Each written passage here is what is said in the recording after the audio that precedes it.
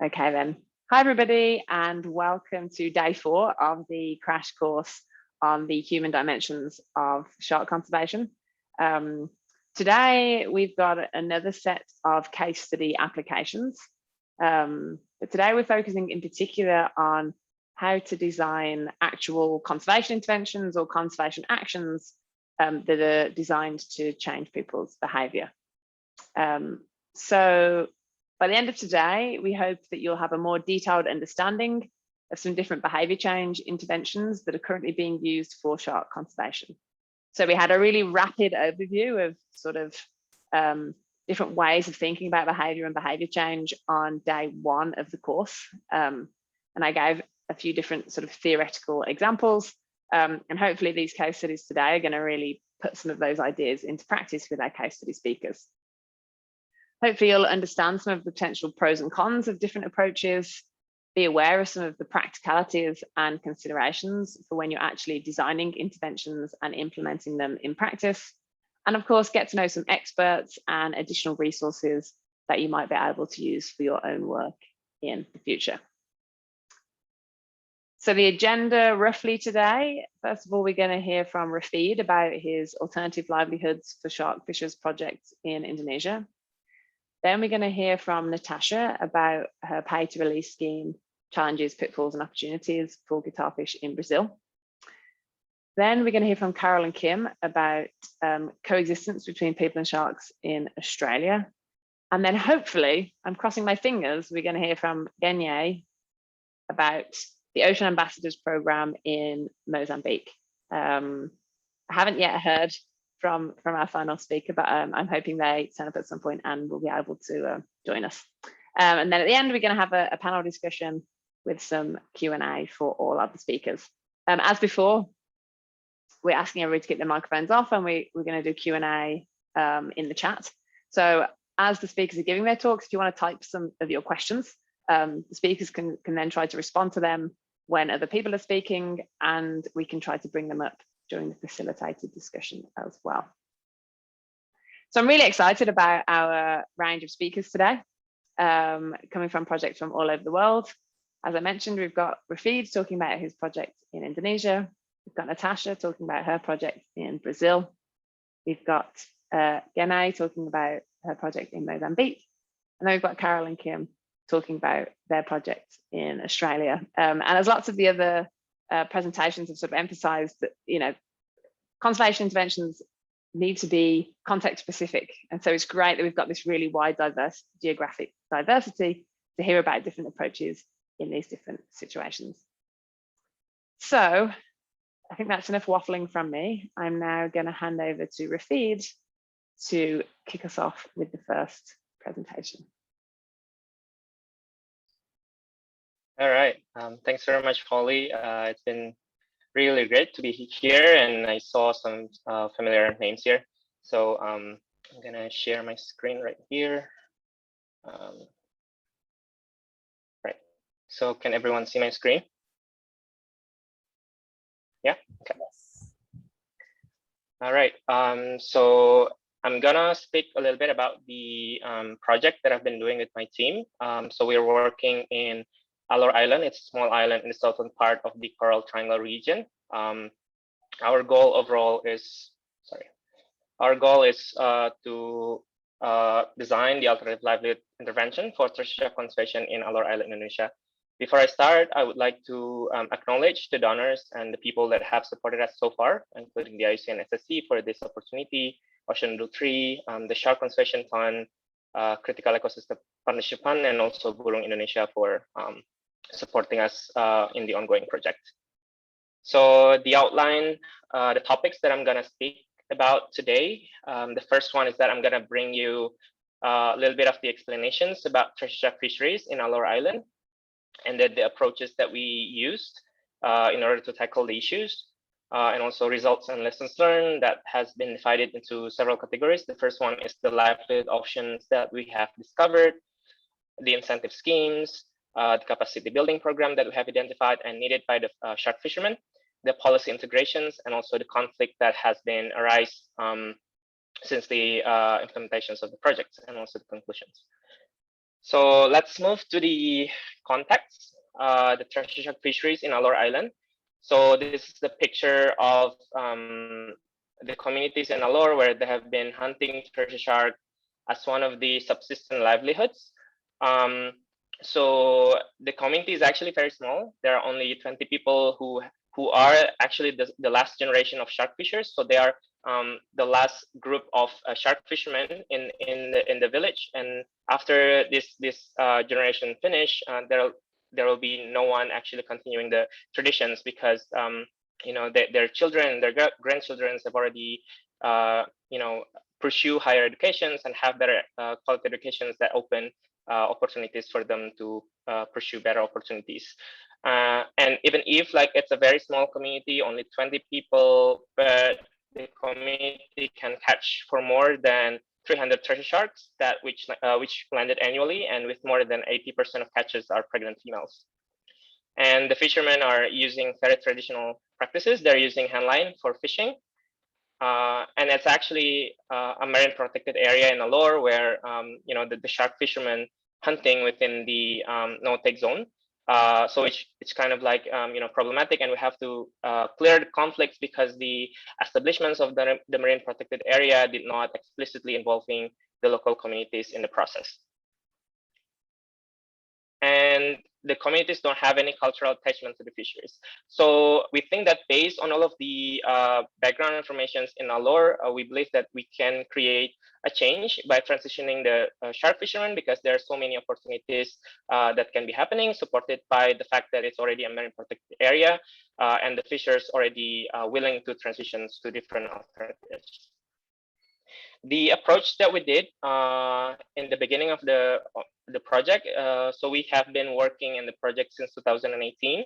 The first one is that we conducted baseline informations by you know utilizing several approaches. The first one is the focus group discussion. So we involve the shark fishing communities, especially the shark fishermen, and also other community members. So housewives and youth communities in the group to gain multiple perceptions and also their understanding about the importance of shark conservation in Alor. And then we also do one-on-one or in-person in-depth interviews to dig more about their motivations and also the reason why they're actually catching treasure sharks. And we also conducted private rank solutions. So we invited all of the community members, including the village government, to help us identify which solutions that are you know arise from the discussions, and then we asked the fishermen and also all of the community members to rank which is the best solutions that they perceive as equal in the shark conservation itself.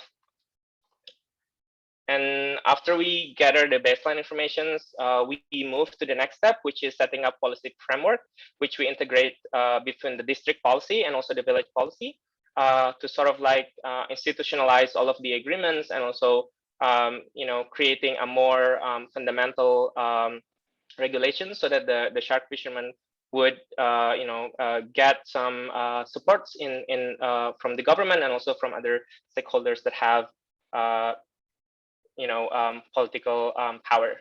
And the last one is the Pilton process. So after we get the solutions of the alternative livelihoods, we integrate that livelihoods into the district and village policy. We start the piloting process.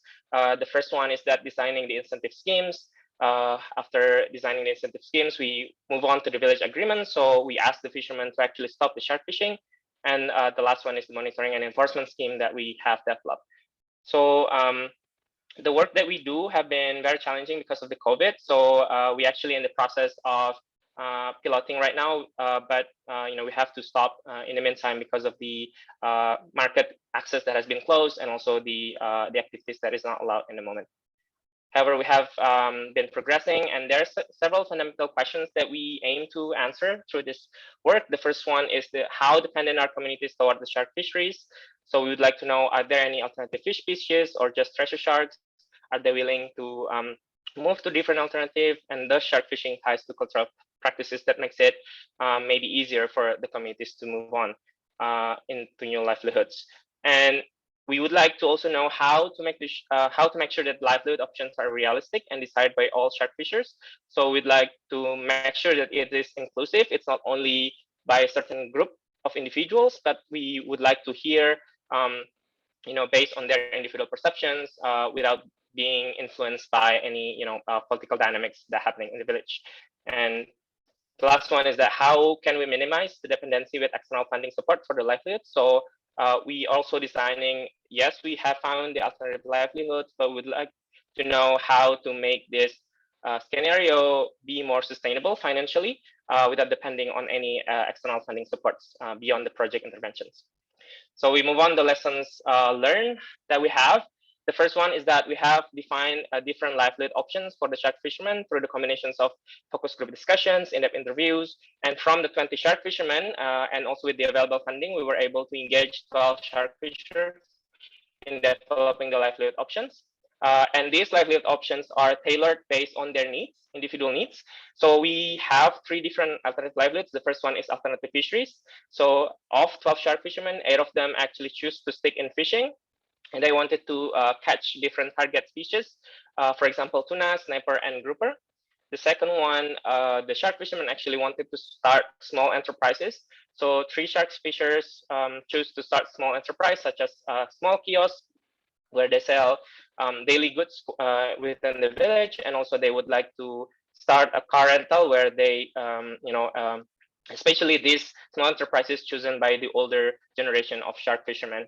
And the last one is the small scale livestock. So one shark fisher choose the small scale chicken livestock as the alternative. So we, from these 12 shark fishermen, we help in the assistance and the transition process based on the individual choices that they have in this program. So after we know the alternative livelihoods, we develop the incentive scheme. So how can we best supporting these fishermen in terms of finance and also the leadership and the capacity that they need? So the first thing that we do is that we create a group of shark fisher. So we encourage the shark fisher to work in a group. For example, they have to be able to create a leadership structure within the communities, and also this will help us to make a more collective activities in terms of training and also in the financial supports that we are providing. And also, we provide fishing facilities and capital to start land business. So for the fishermen who wanted to start fisheries alternative, we provide them with better capacity of the fishing boat, because previously they only able to fish within the MPA. Right now, we're providing them with the better machines and also better, more efficient ship boats, so they can access more further outside of the marine protected area. While for the fishermen who wanted to start land-based business, we provide them the initial capital so that they can start and have the feel of how to start a small business by their own. And we are not providing them a fresh money. We allocate in several budgets, depends on the needs and the business types that they have chosen. So we assist them to create a list of goods and also services that they need, and then we will help them to purchase those money to avoid any misuse of the funds that we have allocated for them. And then for the fishermen that sticks to fishing, we connect to local fishery supply chain, because so far they've only catching the, for example, tuna or snapper, but they don't have any access to the local fishery supply chain to have a better value for their catches. And then after we provided the capital, we provided the facilities, we asked the shark fishermen to sign community agreement to 100% stop shark fisheries during the transition process, which we scheduled for 1 year. So we'd like to see the level of compliance, the level of whether or not they are still violating the rules and agreement, and to make sure that they could slowly transitioning to these livelihoods after the project ended. And then we also conducting regular group monitoring daily, monthly, for conflict resolutions, and also documenting income changes, whether our interventions bring positive or negative impacts to their economic well-being. And then the second one is that after we, throughout the start of the transition process, we identify 3 fundamental capacity building programs. The first one is that fishers, the behavior of the fishers, they have a tendency of hot money mentality, where they have the money for today and then they spend all of the money on that day as well. So we would like to minimize this to make sure that they could survive during the difficult times, for example, during the West monsoon season.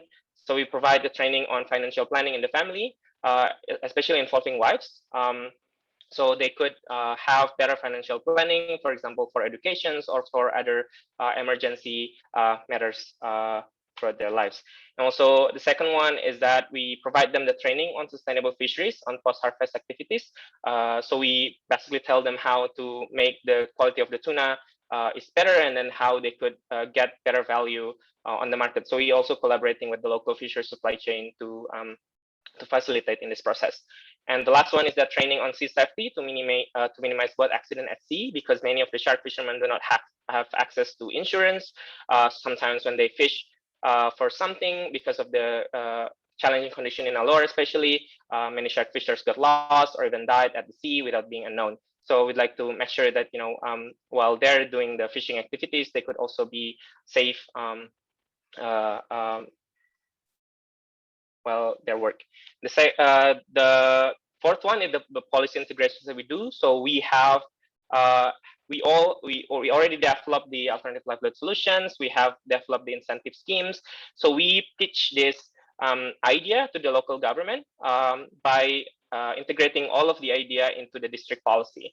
So the objective of the district policy is to stop the treasure shark fishing and open financial support from the annual development budget in the districts. So we understand that we have already provided these fishers with the financial capacity, and it's based on what they actually want. And we would like to make sure that the government will provide an extended support after the project is ended. So this is achieved through the development of district policy, where the government allocated specific annual development budget, so they can still do the project after this one. And the livelihood options are chosen by the fisher and pitched by the government and matched with the agency that has capacity to provide financial support. For example, the Department of Marine and Fisheries providing training and icebox. So the Department of Village Development advocating in the village policies, Department of Industry and Small Medium Enterprise that providing additional support for the small home enterprise. And this second one is the village policy. It's the to ensure that we have to ensure that the fishers comply. So after we provide them the capital, we provide them support, and they sign 100% to stop shark fishing. We don't want them to violate them. For example, at one time they still landed treasure shark or something like that. So we make an integration between the district into the village policy. So the village policy acts by, for example, appointing someone in the village members as the enumerators to monitor catches and report violations if there's happening, and then acts also as a cultural and social control. So as other village members act as a witness. So if there is a shark fisherman who's still catching sharks, it will grow the sense of shame and also social pressures from other community members. Hey, you have been supported by these guys, and you shouldn't catch any treasure sharks anymore. So we would like to see if there's still any violations or any changing perceptions for the community themselves. And so after throughout the project implementations itself, we have recognized several conflicts that have arising within the community. The first one is maybe Alor is a special case. There's a strong political divide. So we, among the 20 shark fishermen that we have engaged, only few of them actually close to the village government. The rest of them have conflict against the village government. So when we engage the village government, sometimes that discourage the participations of the shark fishermen because they feel like they don't like to work together and something like that. And then the jealousy on the incentives, because we provide a different amount of incentive for those who choose to stick in fisheries. They receive more because basically they need supports on creating the boats. But for those who start kiosks, they need a fewer amount of money to start the business itself. But this has created jealousy, why this person received this much money while I'm not, something like that. And then the negative assumptions, because we only able to engage to shark fishermen due to the available funding. Those who are not involved sometimes, giving some negative assumptions and, create provocations, something like that. And then the last one is that when we creating the group of the shark fishermen, we have to be aware that sometimes in the village, the fishers tend to not working well with their family members. So we have to be really careful in selecting which person working with who, in order to make sure that the group dynamics can be maintained and minimize the conflicts that will arise in the future. And actually, throughout our work, we also able to identify the local resources that potentially support the the sustainability of financing for the alternative livelihood itself. That it's a very Indonesia-specific context, what we call as the village funding. So this is the funding that is provided by the Indonesian president, where a village, a small village, receive about 100,000 US dollars. That this money is supposed to accelerate the development and community welfare in Indonesia, but the fundings somehow is still largely focused on infrastructures, while poorly allocated for capacity building of local communities. So in shark-dependent communities, for example, in Alor, we believe that these resources can be used as a sustainable financing mechanism that can support the development of local businesses to reduce dependency on shark fishing and external funding. So in the future, we'd like to really explore how this village funding can actually be implemented in one village, because it has been very successful in agriculture village, but not with the coastal villages, because they have a very different demography and also characteristic that which makes it more challenging to be penetrated. So the opportunities that we have identified, the first one is that alternative livelihood should be tailored based on individual preferences. The incentive mechanism should be adjusted based on the capacity and needs on each livelihood options, including the amount of money that we need to be allocated, even if it will create conflict at some point. And then integrating policy in district and village as a way to create minimum dependency on external funding. So we have to strongly involve government in this process to make sure, because government always have money every year. So we have to find a way how our project would be integrated to their program as well. And the challenges is that we have to need to understand the political dynamics in the village and minimize the political influence of people in power toward the implementations of the livelihoods. And the last one is that assumptions raised within the communities need to be clarified with daily communications to minimize conflict. So we have to talk with the fishermen on daily basis, clarify some misunderstanding, to clarify some negative assumptions that are always coming within the community. So that's all. I hope I don't really overtime. Thank you very much for the opportunity. Thanks so much, Rafid. That was awesome. I think you really captured a lot of important lessons learned in there. One thing I really admire about your project is you've really taken the time to get to know the community and the context, and you've really sort of tailored everything based on individual needs and fishers' preferences. It's not just one of these kind of let them do beekeeping, but you've actually thought about what's going to be realistic. And it's really interesting to see, I think, the different political and cultural dynamics, and I think the different ways in which different things can play out depending on the context. It was interesting to see what you said about like some family members not getting along well, and normally you might assume that, oh, we're gonna have people working together with their community and it'll all be harmonious, but in some situations actually the opposite is true. And I also like how you've kind of tackled it from multiple levels. So you've got the sort of livelihoods, but you've also got the policy, and I guess that kind of goes back to the end of day one when we were saying actually often the most successful conservation interventions involve combining a range of different approaches. So it's really good to see. I think we might have got time just for one quick question, and then we're going to save the rest of the discussion for the end. So I'm just going to pick one that I've seen in the chat. So Divya was asking, Do you know where the fishers got their capital from before the project? And was there any debt level in the village? Were fishers in debt or typically not? Yeah, thanks, Divya, for the questions. So previously, the fishers, lend some money from the rentenier.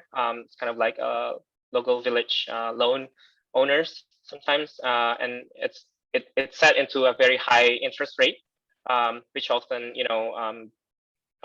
give the fishermen extra burden in order to especially for the tuna fishermen, because they have to like lend for about like maybe $400 for one fishing trip, and it's really not guaranteed whether they will catch any fish at a time or not. And I think there, like in the special case of the East Nusa Tenggara, there's actually some loan relief program from the government. So the government actually providing some kind of subsidies and incentives to help these fishermen coming out of debt in the East Nusa Tenggara region. But it's actually like it's a very continuous process, and we have to make people in the village understand that getting some loans is actually not really a good option. And in the starting of the transition process, we actually provide the capital. At first, we think that the loan would be the best options, but the fishermen then hesitant, like, oh, I've already still, I still have loans in the past that I had still, I was not able to pay yet, and I don't really want to take any more loan. So, so we decided to like, okay, we're gonna give you the capital, but throughout the certain conditions, so they don't have to pay us back, something like that. And also we combine the budget from the government, several amount, and we help allocate that to the shark fishermen so they can access that money as well. Brilliant. I hope that answers the question. There's tons of comments and questions in the chat. I think everyone's very enthusiastic about your talk. So if you've got a chance, maybe you could take a look at some of those while we're getting started with the next presentation. So our next speaker is Natasha Vosnik, and Natasha has asked if we can play a video of her presentation, which includes a translation. So Natasha is here in person, she's online, and she'll be ready to take your questions both in the chat and during the discussion. But I'm going to play the recording off my laptop. So just give me a second while I get that set up.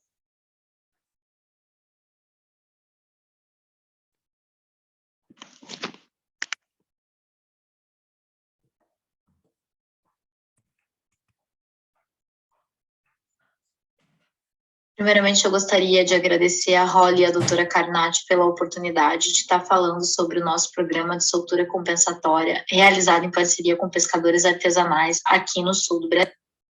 Citando Leduc e Hussey, no mundo real, é geralmente pouco realista esperar que pessoas voluntariamente liberem animais, principalmente considerando que essa soltura implica numa redução do ganho financeiro para essas comunidades ou atores que dependem de atividades extrativistas para a subsistência. Bom, apesar de raros e algumas vezes controversos, os programas de soltura baseados em compensação financeira, eles entregam excelentes resultados em situações onde a educação e a legislação não são suficientes para proteger de forma efetiva espécies PET. Bom, no nosso contexto aqui do sul do Brasil, as Apteryx brevirostris, também conhecida como short-nose guitarfish, se mostrou um excelente modelo para as atividades de soltura. Primeiramente por ser uma espécie listada como em perigo pela IUCN e também por ser endêmica do sudoeste do Atlântico, características que por si só já demonstrariam a importância de se realizar medidas de conservação ativas para garantir a recuperação populacional. Essa espécie ela também é comumente capturada como bycatch das pescarias, visando a captura de linguado, e essas capturas ocorrem principalmente durante o inverno e parte da primavera no hemisfério sul. Essa espécie ela apresenta altas taxas de sobrevivência pós-captura e, curiosamente, é uma espécie que pode sobreviver até 3 horas fora da água sem maiores problemas, tá? Além disso, é uma espécie que apresenta baixo ou nenhum valor comercial, dependendo da comunidade de pesca que a gente está falando. Então, o nosso programa, ele se iniciou em 2010, ele está no seu 11º ano, infelizmente, no seu 10º aniversário, a gente estava afastado da comunidade por questão de segurança frente à pandemia. Então, a gente não realizou essas atividades em 2020, e agora a gente conseguiu, então, está conseguindo aos poucos retomar esse contato com a comunidade de pesca e reiniciar essas atividades de soltura. Bom, o cenário aqui do sul do Brasil, infelizmente, é esse, né? Então, durante essa temporada de captura do linguado, dezenas de violas, elas são desembarcadas com vida todos os dias. E muitas delas são deixadas para morrer, e eu trouxe aqui umas fotos para vocês entenderem qual que é o contexto da nossa região, onde a gente tem aqui, então, vários animais encaixotados, e aqui alguns animais em cima da bancada ainda vivos, esperando para ser filetados. E, então, muitos desses animais, depois de desembarcados, eles são deixados para morrer. E, ao fim do dia, se o volume de captura de espécies de interesse comercial foi muito alto, elas normalmente são descartadas, algumas vezes até ainda com vida, numa lixeira comum, que existe ali no mercado de peixe, que a prefeitura recolhe depois de 1, 2 dias ou todo dia no fim da tarde. Bom, então, quando eu comecei a realizar as coletas do meu mestrado, eu percebi, então, essa situação bem alarmante, né, com uma raia endêmica, ameaçada, que possui um baixíssimo valor comercial. Eu comecei a pensar, bom, se esse é o cenário daqui, por que eu não começo a comprar essas raias, né? Então, no começo, eu negociava os animais mais responsivos com os pescadores que eu tinha uma maior proximidade. E nessa primeira fase do programa, né, e eu chamo de primeira fase porque é justamente um período que durou aí 7 anos, onde eu trabalhava sozinha. Então, foi bem difícil, bem desafiador para estabelecer esse programa, mas ele evoluiu naturalmente. Hoje, eu sou muito orgulhosa dos resultados que a gente conseguiu alcançar. Então, nesse primeiro momento, eu comprava esses animais dos pescadores e pagava cerca de $1 por animal vivo. E durante esses 7 anos dessa primeira fase, eu consegui liberar cerca de 350 raias. E os principais desafios nesse primeiro momento, então, era, obviamente, a falta de recursos para comprar os animais.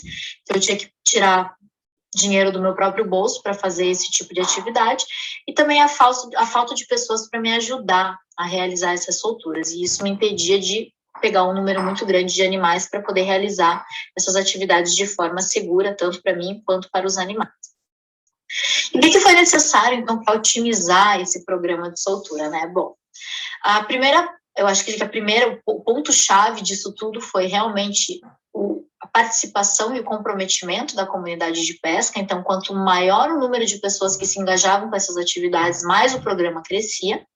E também essa relação de respeito e confiança que eu criei com esses pescadores dessa comunidade ao longo desses 10 anos, quase 11, que eu estou trabalhando com eles. Uma coisa que eu percebi é que os resultados, eles são mais efetivos para espécies de valor comercial baixo, nem preciso entrar em detalhes quanto a isso, e que para o programa crescer, foi necessário trazer novas pessoas para dentro dessa iniciativa. Não apenas pessoas da comunidade pesqueira, como também pessoas da comunidade acadêmica, que são as minhas alunas que estão aí nessa foto, e também outras pessoas ali, turistas ou até mesmo locais, que se interessavam pelo que a gente estava fazendo. E como resultado, nesses últimos 3 anos de programa, né, de 2017 até 2020, de 2018 até 2020, a gente teve um boom nas solturas e a gente conseguiu soltar 700 raias adicionais às 350 que eu havia soltado em 7 anos antes de conseguir todo esse apoio, tanto da comunidade pesqueira, né, quanto também das minhas alunas que hoje em dia me ajudam a fazer esse trabalho. E hoje em dia, gente, o mais interessante é que se no primeiro momento eu tinha que pagar para pegar esses animais, hoje em dia os pescadores que são os nossos parceiros, eles nos doam voluntariamente, sem a gente ter que pedir, eles nos doam esses animais. E uma coisa muito legal é que mais recentemente eles têm inclusive doado outras espécies. A gente teve a oportunidade de soltar 2 de minura, que é de uma espécie criticamente em perigo aqui no Brasil, que foram doadas com vida, né, e que representavam, de fato, uma redução no ganho financeiro daqueles pescadores que optaram por nos doar essas raias. Uma coisa também muito interessante que anda acontecendo é que alguns pescadores com maior poder aquisitivo, eles andam comprando raias de outros pescadores que estão numa maior vulnerabilidade socioeconômica para ajudar o nosso programa. E mais recentemente, a gente tem envolvido crianças, né, moradores ali do litoral, principalmente crianças, nas nossas atividades de forma a educar essa próxima geração. Tem apenas algumas fotos de parceiros nossos, né, de 2 membros da comunidade de pesca que sempre nos ajudam muito solturas, das crianças que já foram trazidas para próximo do programa e nos ajudaram a realizar essas solturas. Existem algumas coisas que eu acho importante falar para todos vocês. A primeira delas é que, quando num ambiente de trabalho, quando se trabalha com comunidades tradicionais, é extremamente importante, se não essencial, estar sempre perguntando a opinião do pescador e entender quais são as demandas daquela comunidade, porque eu não posso chegar lá e forçar eles a fazerem alguma coisa que eles não gostem, ou que eles não se sintam confortáveis, ou então que prejudique, né, as atividades laborais desses membros da comunidade. É extremamente importante também, gente, estar preparado para lidar com a frustração de que alguns pescadores nunca vão querer se engajar com as suas atividades. Outra coisa muito importante, ao menos aqui no Brasil, onde a gente tem um perfil muito acalorado, né, em termos de sociedade como um todo, é que para membros da comunidade de pesca, os laços fora do ambiente de trabalho são extremamente importantes. Então, a amizade é um fator muito importante para eles, para que eles ganhem a sua confiança e que eles te ajudem nas atividades. E a partir do momento em que você vira amigo de um pescador, você pode ter certeza que ele vai te ajudar até o fim de todas as formas possíveis, não apenas os pescadores, mas membros da comunidade de pesca de forma geral.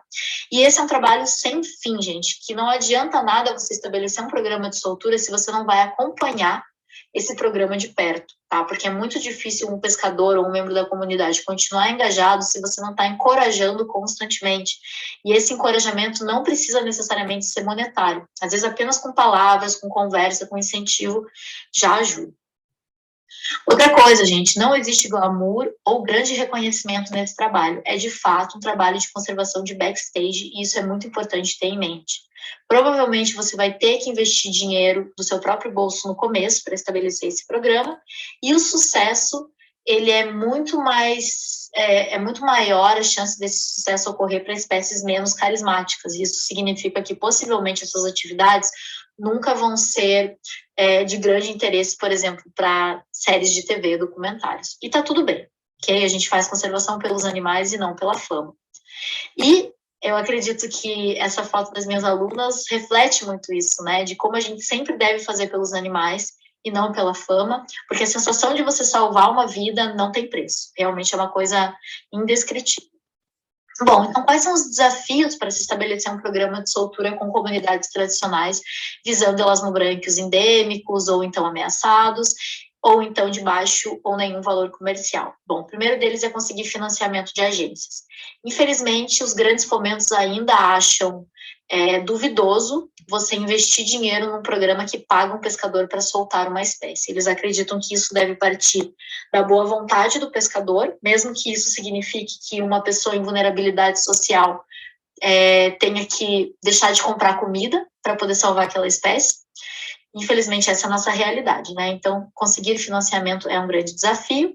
Obviamente, a aceitação e a participação das comunidades de pesca, manter as solturas constantes no longo prazo e também ter acesso a espécies, né, que se enquadram nessa categoria de espécies que necessitam de medidas de conservação e que também tenham um baixo valor comercial, e também espécies que se adaptem bem aos protocolos de soltura e apresentem altas taxas de sobrevivência.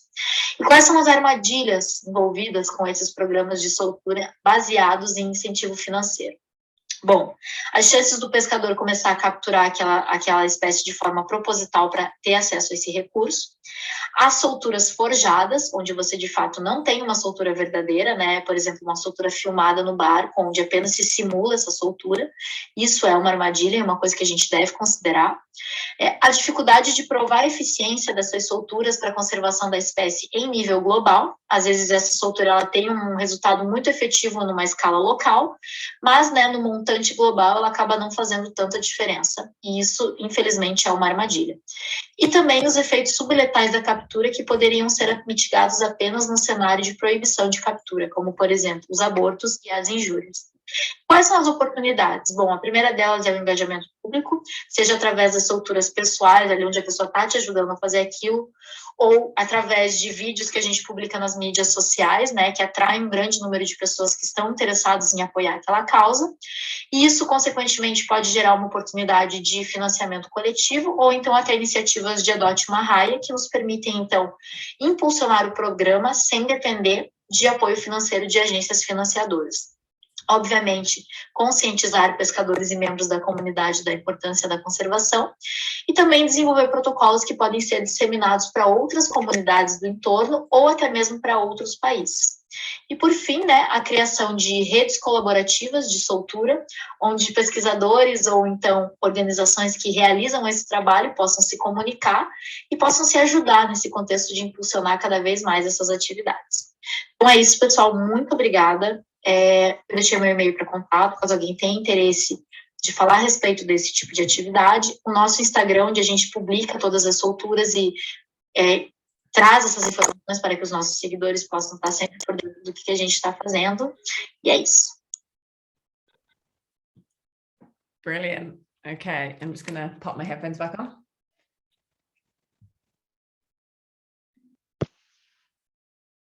I hope you can all hear me again. Thanks so much for that, Natasha. Awesome presentation. I am super interested in this idea. And I think it's actually really cool to see. I mean, one of the reasons that people sort of argue against this is because they say, oh, it's going to create this like long-term dependence on payments and where are you going to get the money from? It's interesting. And also people say that, you know, financial incentives can kind of crowd out the sort of intrinsic motivations, but it seems from your example that the payments have actually done the other way, and in many cases it's actually sorry, could you just mute? There we go. Okay, so it's actually encouraged people to release them without being paid, so it's kind of gone in the opposite direction. So I think that's really cool. I think we have time for one quick question. There's lots of questions in the chat, so I think you can take a look at those, but one that just popped up was it seems like the sort of payment and releasing is happening at the landing site, and some people were wondering if there's any way they could be released out on the vessel straight away, or if perhaps that's already happening, but perhaps it's harder to monitor. I'm not sure. What do you think about that? Actually, that's a great question. We have some fishers that are already doing this release on board, but for us, the main idea of the release program was to try to adapt to the fishing community reality, you know, because here in Brazil, especially in Paraná, we have like a very strong elasmobranch commercial fishing. So it's very difficult to convince them to do stuff, and they normally shut down people that try too hard to change their reality. So that was the way that we find to still perform the releases, but counting on them to help us. For other species, for example, cow-nose rays, they do this by ethics, you know, and also because cow-nose rays here in southern Brazil doesn't have like a super high commercial value, so it's easier for them to release them. But for these guitarfish specifically, they normally landing them because it's very difficult to remove them from the fishing nets because they're working with gill netting, you know, bottom gill netting. So it's easier for them to land the animals and give them to us. And we are trying to adapt to their reality because we saw that this is the best way to get like better results for the animals. But it's like our goal, you know, have them all release it on board because the survival rates will probably be higher and stuff like abortion and injuries could probably be mitigated in a situation that guitarfishes are released immediately. Thanks, Natasha. That's really interesting, and I think raises a really good point about some of the, I guess, the non-financial costs of bycatch mitigation. So sometimes a bycatch mitigation measure might seem like a really good idea when you're not a fisher, but actually the kind of lost time on the vessel and the amount of effort it takes, I guess, to like dig out the guitarfish while they're still on the boat when they have a million other things to do is actually sort of an important burden to the fishers that needs to be taken into account. So yeah, thank you so much. That was really interesting. There's been tons of comments in the chat, and I'm struggling to pick out a specific question for you guys. So maybe I'm going to ask a question. have you, and I imagine this is quite hard to measure, but do you think you have seen any kind of empirical indicators of changes in attitudes or changes in conflict, or did people go out and sort of try to injure or kill sharks in response to shark bites previously, and have you seen any changes in that as a result of the work you guys have been doing? I mean, no one sort of went out to start trying to kill sharks, but I think we can see change in attitudes, particularly on the North Coast, which is where it all sort of started. That was before I came on board. I think Kim was specifically even brought on board to help address the conflict in the community at the time. So she might be able to provide more of an insight, but definitely they were quite pro nets to begin with, well, some sectors of the community, but after seeing how much bycatch was involved in the nets, and at the same time we trialed the smart drum lines alongside the nets, so they could see that the smart drum lines are actually more effective at catching the target shark species than the nets, and there was less bycatch. But Kim might like to just add a bit more about the conflict. Yeah, it's such a good question, Holly. I think certainly I'll also say hello to Dr. Vic Pettimores, who's on the line, one of our amazing shark scientists, and Katie Fardell, who's my lovely colleague.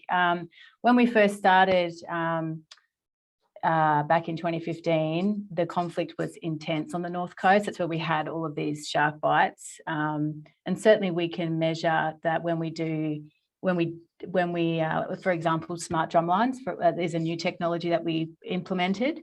And once we went into these communities and educated people about what the smart drum lines were, after we'd built that trust and started to, decrease the conflict, we could certainly see that acceptance for other measures increased once we had implemented these kinds of relationships and education initiatives.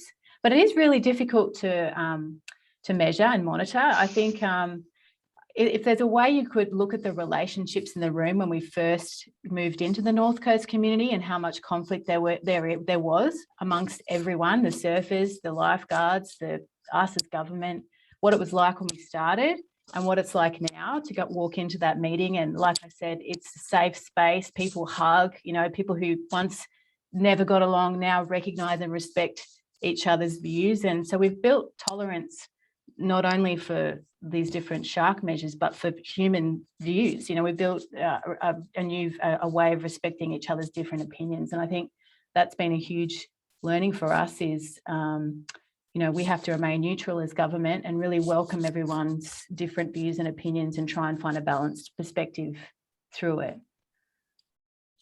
Brilliant. Yeah, that's really good to hear.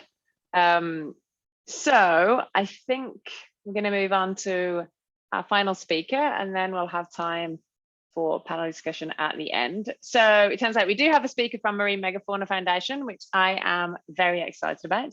And so I would like to hand over to, I'm really sorry we didn't meet before and I didn't have a chance to ask you how to pronounce your name properly. Razaki, I hope I said that correctly, but I'll let you take it from here and introduce yourself to everybody. Thanks so much. Hello, my name is Razak from Marine Megafauna Foundation in Mozambique. Before I dive into the program, I'm going to talk about, I will talk about the organization and also the marine conservation context here in Mozambique. Let me share my screen.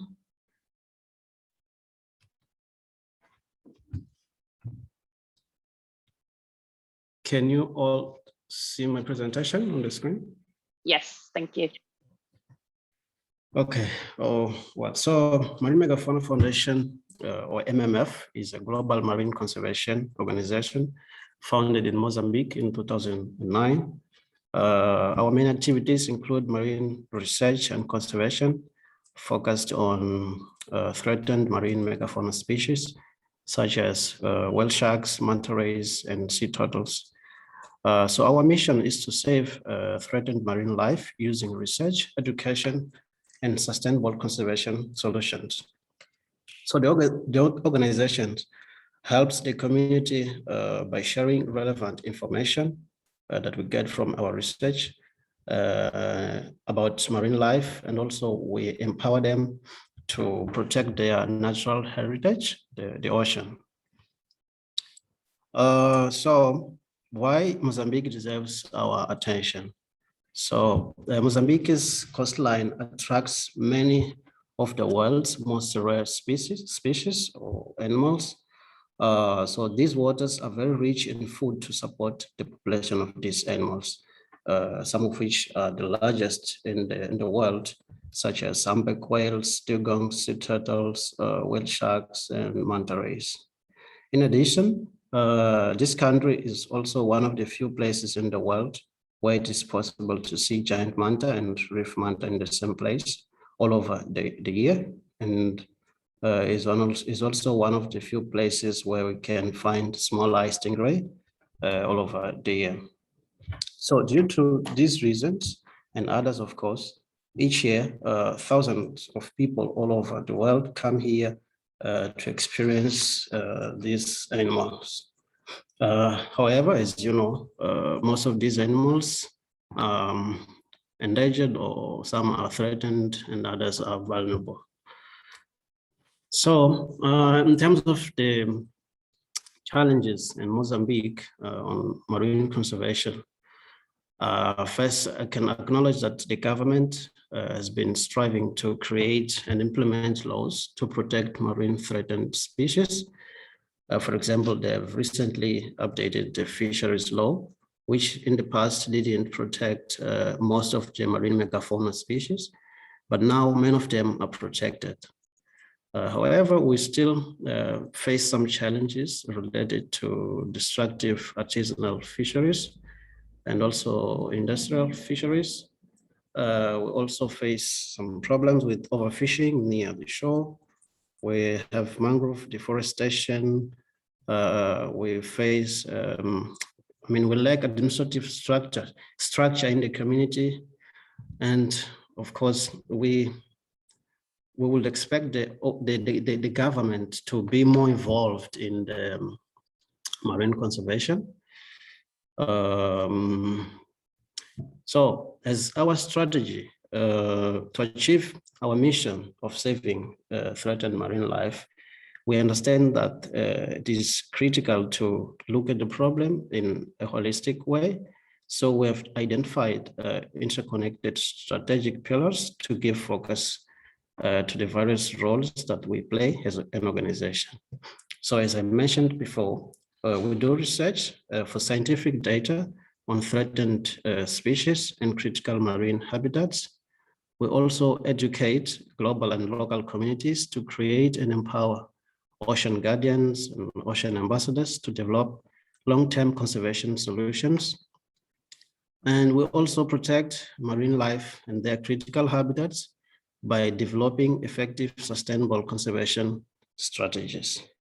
All these activities are developed as part of MMF strategies through a program we call Sustainable Seas. So now I'm going to talk about the program, Ocean Ambassadors. So the Ocean Ambassadors is a program that was established in 2016. So it is a group of adults, which includes men and women from 5 communities in our area of intervention. So these people advocate for sustainable fishing practices and protection of their marine ecosystems. So we have currently 36 ocean ambassadors in the program, of which 60% are women and 40% are men. So these people are from fishing households, which have influence within their communities, and people who are motivated and have time available to engage in these activities. So the main goal of the program is to advocate for sustainable fishing practices and protection of the marine ecosystem. So They do this by providing environmental education in their communities. They also share knowledge about sustainable fishing practices. They influence local leaders and fishermen to support sustainability initiatives. And we believe, and we can see in some cases, that they are role model in their communities in terms of how they deal with the environment. So the activities of the program include weekly training from MMF. So we provide training for the ambassadors on a weekly basis, ensuring a deep understanding of the information that later they will share within their communities. The training is followed by monthly presentations given by the ambassadors in the communities. So we dedicate a month for each topic. For example, if we're going to talk about whale shark, we take a month preparing the ambassadors in order to give the presentation in the community. So in the first week, we introduced the new topic to the ambassadors. In the second week, we check understanding by giving them a test. In the third week, they practice the presentation. And the last week, the fourth one, they go to the community and share this knowledge with their fellows. So apart from the presentations, they also do advocacy meetings, workshops, beach cleanups, community action plans. They also support locally managed marine areas, and they also help us disseminate awareness about fisheries regulation in Mozambique. So the topics of our curriculum for the ocean ambassadors include sharks and rays, locally managed marine areas, sustainable fishing practices, pollution, threats to marine ecosystems and solutions. So our target group, the target group of this program are adults, youth, and children from the fishing communities, but with special focus on fishermen and their households. So since many people know about the program, they normally go to the community centers where we give the presentations. But to ensure that we have a larger audience, the ambassadors usually do community mobilization so that people can join the sessions. So MMF also, to ensure a greater reach out, we have established an interesting partnership with the radio in 2019. So the ambassadors also give presentations that are broadcasted twice a week on the radio. And because of this, the program became so popular in Inyaman. Well, it makes sense also to talk about how COVID-19 impacted our activities and how we try to adapt to this new reality.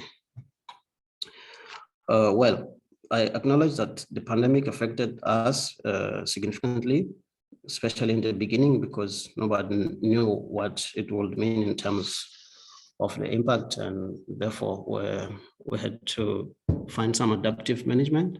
So to continue educating the communities, we decided to move on to home-based presentations, of course, ensuring that all the prevention measures are well followed. During the first presentations about marine conservation, we found out that many people in the communities were not very well informed about the pandemic because of lack of information. And we also decided to adapt our program even more.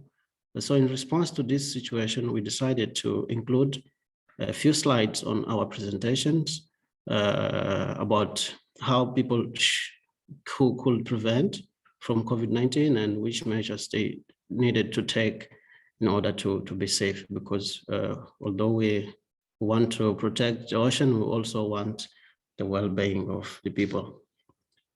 So in 2020, our activities focused not only on conservation, but also on raising awareness of these fishing communities about preventing COVID-19. In May this year, we resumed our normal community presentations when the restrictions were pushed back. But in July, the scenario changed again and the cases are rising and restrictions came back. And now we're drafting another plans to adapt to the new scenario. But the radio program is still ongoing and it hasn't been affected so much. So we continue to spread the marine conservation word through radio. So in terms of achievements of the program, since it started, the number of the ambassadors, the people who want to share knowledge about marine conservation increased from 16 to 36 in 2 years. Since the program started, the ambassadors have given presentations to more than 5,000 people in the communities.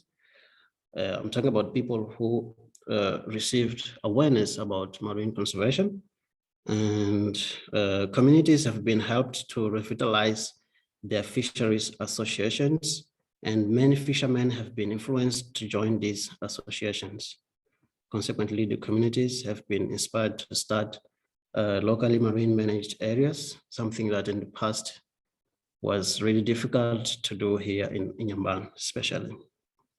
So awareness has increased a lot, awareness about threats to marine life. And we see that the communities are taking positive actions toward conservation. Yeah, thank you very much for your time. Brilliant. Thank you so much.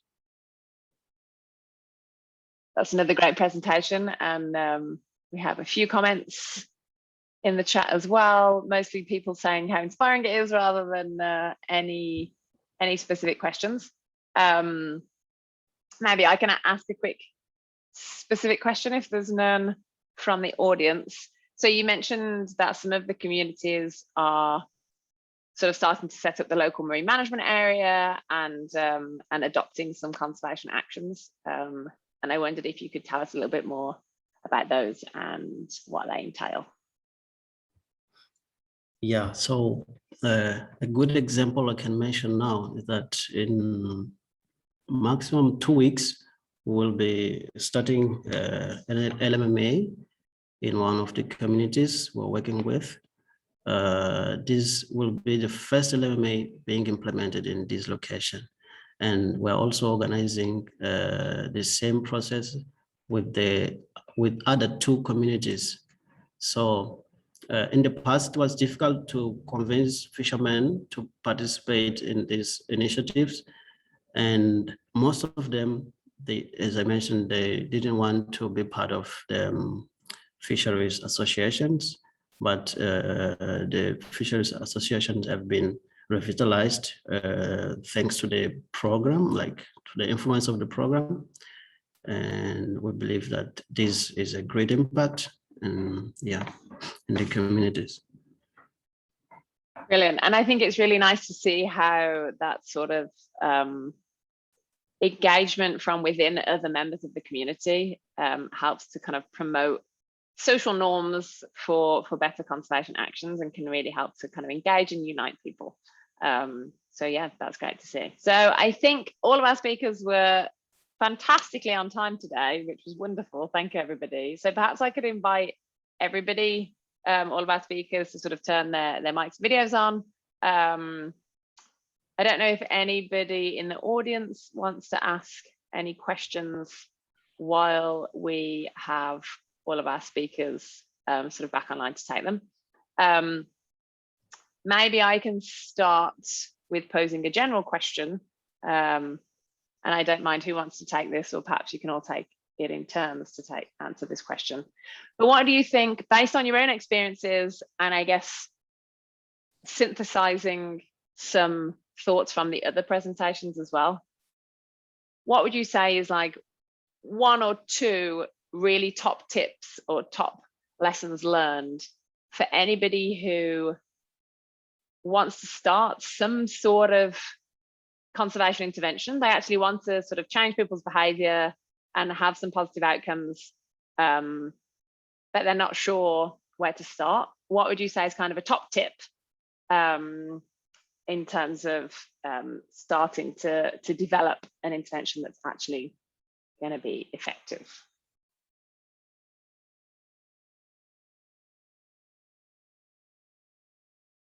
If anybody's particularly enthusiastic to jump in, you can. Otherwise, I might just start from the top and start from Rafid, being as you were the first. I don't want to pick on you, but you were the first presenter, so I might ask your thoughts first, Rafid, if that's okay. Me? Okay. Yeah, thanks, Hollie. I think that the top lessons learned to start especially, I think that the quotes that I received from my friend, particularly those who have been working in behavioral change for the last 10 years, she said that for us, maybe someone from the outside, it's just a project, but when we come to the community, we're actually, impacting their livelihoods. It's their life. It's very easy for us to start project for 1 or 2 years, but for them, it's their life. So it's something that we have to craft very carefully before we decide to intervene anything that might be impacting their well-being or something like that. And I think that the most important thing for me is to really understand, build an emotional connections, really get to know the fishermen that we intend to, influence on the personal level. Really, it takes me and my team 2 years almost to just understand, what do you really want? Because it's changing over time whenever you try to ask them. Sometimes the answer is A because there's someone around them, but their answer might be changed to B when there's no one around them. So really gather as many answers as possible, and and be very sensitive on the the dynamics that happening in the community, and really pay attention to that aspects before you jump into the activities or interventions that we would like to create. Yeah, I think some important lessons there as well, just for sort of using social research techniques as well, because if you're starting out with these kind of social research and participatory methods to understand people's views, you do have to triangulate by using different questions and different methods, and also being aware of power dynamics and the different biases that might occur depending on who's asking the questions and who's in the room. I also really like to point about, this is people's lives, and I think that can easily get forgotten when people get passionate about a conservation issue and they're like, I can't believe these people are catching sharks. But if you lived in that village and had been brought up in that situation, you'd probably be doing it too. And I sort of often say, imagine somebody came to you and said, you can't work in conservation anymore, you can't be a researcher anymore, what are you going to do instead? And actually switching to an alternative livelihood, it's not just about what makes equivalent money, because none of us are in conservation for the money, so you have to think about livelihoods in a sort of holistic way. So yeah, I think that's a really nice point. And then if anybody else wants to jump in with a sort of lesson learned, or if not, I might go straight to Kim and Carol. Oh, yeah, I mean, I'll say something. I'll say that if there is conflict in the community, it is useful. With our focus groups, we had people with different interests, beach and ocean interests. We had conservationists, surfers, swimmers, ocean swimmers, fishers, spearfishers, various different beach and ocean users. And some of them had conflicting opinions, and some of them were very pro sort of culling or nets. But I think the whole experience and listening to other people's opinions, it sort of changed their attitudes, and it was more of a shared sort of learning experience. So I think there's value in getting people together to discuss those sorts of things. I'll just I'll add to that, Carol. I think what Rafid said, and I certainly related to Natasha's amazing presentation too, in terms of building warm relationships. I think certainly our experience has been to have one-on-one conversations, like the value of, not trying to bring everyone in the one room all at once, and your point, Rafid, about taking 2 years. Oh my gosh, that's taken us years to build these relationships and years to break down the barriers. And I so related to that too. So I think the biggest thing I think we've learned in terms of our engagement is, if you want any kind of initiative, you can't just bring all these people together in one room and think it's going to go wonderfully, because there's just so many different dynamics. And I think it's certainly been part of our role to be neutral and take the time before we have meetings. Our community engagement team will contact every single stakeholder before that meeting. So there might be 20 individual conversations before we bring everyone together. So we're very clear. People can speak to us honestly, and we know how they feel before we go into that meeting. That makes them feel safe, that they might not want to say things in front of other people, but we can have that safe conversation. So yeah, that's something else I think is a big lesson, is investing time in building those relationships. Yeah, I think the listening part and the empathy part are both really important. And I think your point about different techniques for engaging different people and how you need to have that kind of combined one-on-one and the group setting, so that you can make sure you sort of, I guess, draw out different types of information, but also and build those relationships between different people. But I guess also to sort of tailor to just people's almost individual personalities and preferences and power dynamics, and giving everybody kind of an opportunity to contribute to the process. So yeah. And Hollie, I think it's also important to be patient, because we're talking about a lifetime of habits, and specific demands, and also social, cultural stuff that we don't relate to, especially we that are very close to the academia and urban cities, and are not very close to the reality of fishers, for example, and also try to adapt. I think we are living in a world that conservation, for real, it's very difficult to perform, especially for elasmobranchs. So I don't think it's realistic to expect that fishers adapt to our conservation reality. We need to do this for them, try to see how to increase our chances of success in their reality. I think it's also good points to raise. Yeah, really good points, Natasha, and especially about being patient. I think sometimes you sort of want to see results as soon as possible, and I think it's tricky, and I don't know how we manage this, but with funders and funding cycles, and somebody gives you a 3-year project and they want measurable results by the end of the project, and then they might think, this isn't true of all funders, but I funded that for 3 years and the problem's solved now. So we don't need to fund you anymore. But often it actually, takes 3 years just to get set up. And then you need to adapt to the changing context, and you need funding to sort of continue the work once you've established those relationships. So I think potentially sort of some lessons learned for NGOs and funders as well. And so before we close today, I just wanted, Razak, do you have any sort of overarching lessons learned or anything that you'd like to add?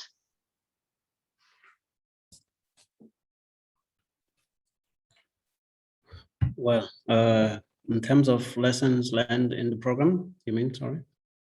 Yeah, sort of lessons learned based on your program and based on sort of the other presentations today. Any kind of sort of one top tip or one key lesson learned that you'd like to share with us? Yeah, I can share the lesson that many communities just need to be educated, and education is the key for big changes that we expect to see in the world and in the communities. So, and that's something I think that most of the organizations, especially working on conservation, should prioritize educating the communities.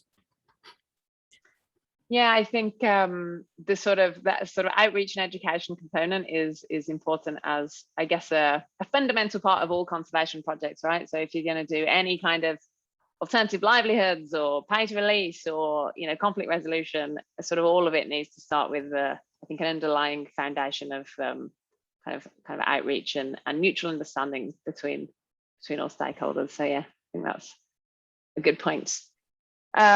So we're now just 2 minutes over our allotted time. So unless there are any sort of final questions or comments or words of wisdom, I think we'll leave it there.